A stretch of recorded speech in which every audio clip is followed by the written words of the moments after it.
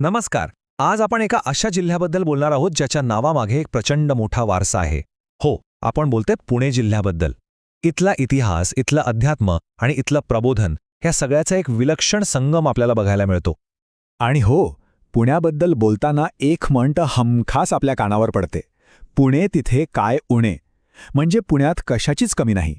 पण ही फक्त एक म्हण नाहीये. यामागे आहे पिढ्यानपिढ्यांचा अनुभव आणि हो, सार्थ अभिमानसुद्धा. पण मग खरंच असं काय आहे या म्हणीमागे?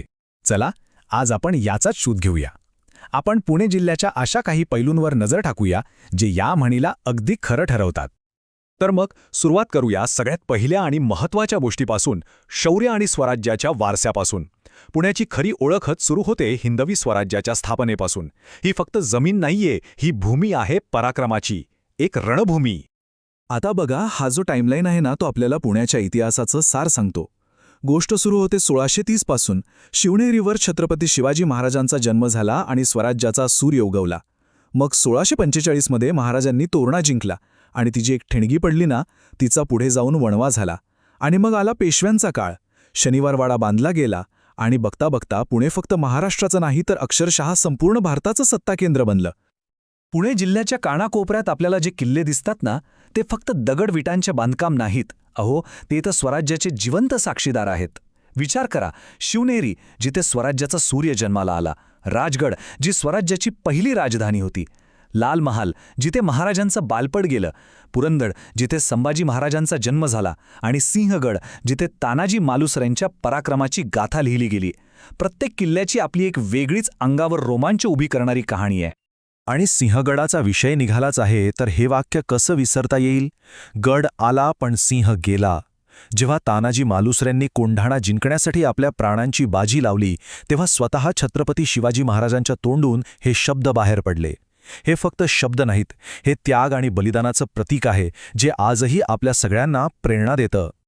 महाराजांनी स्वराज्याचा जो पाया रचला होता त्यावर कळस चढवण्याचं काम केलं पेशव्यांनी. आणि शनिवारवाडा तो तर फक्त पेशव्यांचा राजवाडा नव्हता, तर ते होतं मराठा साम्राज्याचं पॉवर सेंटर. अक्षरशः संपूर्ण भारताच्या राजकारणाची सूत्र याच शनिवारवाड्यातून हलवली जात होती. तर हा झाला शौर्याचा वारसा. पण पुण्याची ओळख फक्त एवढीच नाही. आता आपण वळूया पुण्याच्या दुसऱ्या पैलूकडे, आणि तो आहे अध्यात्म. ही भूमी फक्त योद्ध्यांचीच नाही, तर ती संतांची आणि दैवतांची सुद्धा आहे. इथे भक्तीचा आणि साधनेचा प्रवाह आजही अखंडपणे वाहतोय. आणि अध्यात्माचा विषय निघाला की महाराष्ट्राच्या दोन महान संतांची नावं आपसुकच समोर येतात, संत ज्ञानेश्वर आणि संत तुकाराम. आणि गंमत म्हणजे या दोघांचंही कार्यक्षेत्र हे पुणे जिल्हाच आहे. एका बाजूला आळंदी, जिथे संत ज्ञानेश्वरांनी जगासाठी पसायदान मागितलं, तर दुसऱ्या बाजूला देहू, जिथे संत तुकारामांनी आपल्या साध्या सोप्या अभंगांतून जगण्याचं सार सांगितलं. आणि कमाल बघा, शेकडो वर्ष झाली पण त्यांची शिकवण आजही तितकीच ताजी आणि महत्त्वाची वाटते.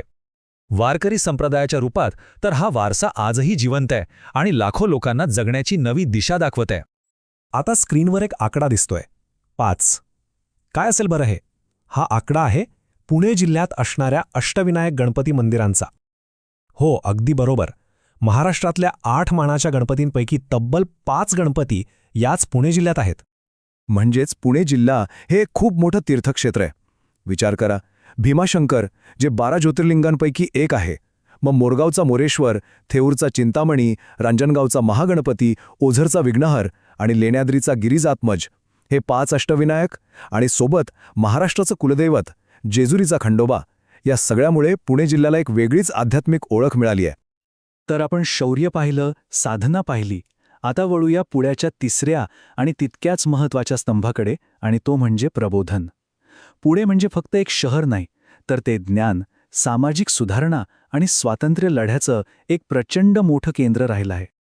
पुण्याला विद्येचे माहेरघर असं का म्हणतात? याचा अर्थ आहे ज्ञानाचं घर. आणि ही उपाधी पुण्याला अशीच नाही मिळाली. या शहराने शिक्षणाचं महत्त्व ओळखलं आणि अक्षरशः एक क्रांती घडून आणली. आणि ही ज्ञानाची परंपरा आजही तितक्याच जोमाने सुरू आहे.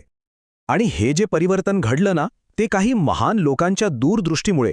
महात्मा फुले आणि सावित्रीबाई फुले यांनी मुलींची पहिली शाळा इथेच सुरू केली. लोकमान्य टिळकांनी तर पुण्याला स्वातंत्र्य लढ्याचं केंद्रच बनवलं. गोपाळकृष्ण गोखले, आगरकर यांनी सामाजिक सुधारणांचा झेंडा फडकवला आणि महर्षी धोंडो केशव कर्वे यांनी तर देशातलं पहिलं महिला विद्यापीठ इथे स्थापन केलं. विचार करा, केवढं मोठं काम आहे. आणि हे प्रबोधन फक्त सामाजिक सुधारणांपुरतं मर्यादित नव्हतं, तर ते थेट स्वातंत्र्य लढ्याशी जोडलेलं होतं. याचंच एक उत्तम उदाहरण म्हणजे आगाखान पॅलेस. याच वास्तूत महात्मा गांधींना भारत छोडो आंदोलनादरम्यान तुरुंगात ठेवलं होतं. त्यामुळे हे ठिकाण म्हणजे पुण्याच्या स्वातंत्र्य संग्रामातील योगदानाचं एक महत्त्वाचं प्रतीक आहे. तर मग शौर्य, साधना आणि प्रबोधन या 3 गोष्टी आपण पाहिल्या. आता ह्या सगळ्यांना एकत्र जोडून बघूया की पुण्याचा वारसा खरंच किती परिपूर्ण आहे. हे जे 3 स्तंभ आहेत ना, शौर्य, साधना आणि प्रबोधन, यातच पुण्याची खरी ओळख दडलेली आहे. आणि हे 3 स्तंभ वेगवेगळे नाहीत, तर ते एकमेकांमध्ये इतके मिसळले आहेत की त्यांनीच पुण्याच्या व्यक्तिमत्वाला आकार दिलाय. म्हणजे बघा, एका बाजूला तलवारीची धार आहे, दुसऱ्या बाजूला संतांची शिकवण आहे आणि तिसऱ्या बाजूला शिक्षणाचा आणि स्वातंत्र्याचा विचार आहे. आणि हे जे सामर्थ्य, अध्यात्म आणि बुद्धिमत्ता यांचं अनोखं मिश्रण आहे ना, हेच पुण्याला खास बनवतं. हेच ते संतुलन आहे ज्यामुळे हा जिल्हा इतका समृद्ध आहे. हा फक्त इतिहास नाहीये, हा एक जिवंत वारसा आहे जो आजही आपल्या सर्वांसाठी प्रेरणादायी आहे. तर मग या सगळ्या प्रवासानंतर आपण पुन्हा त्याच आपल्या मूळ प्रश्नावर येऊया. पुणे तिथे काय उणे? जिथे शौर्य, अध्यात्म आणि ज्ञान यांचा इतका जबरदस्त त्रिवेणी संगम आहे, तिथे खरंच कशाची कमतरता असू शकते? मला वाटतं या प्रश्नाचं उत्तर आता आपल्या सगळ्यांनाच मिळालं असेल.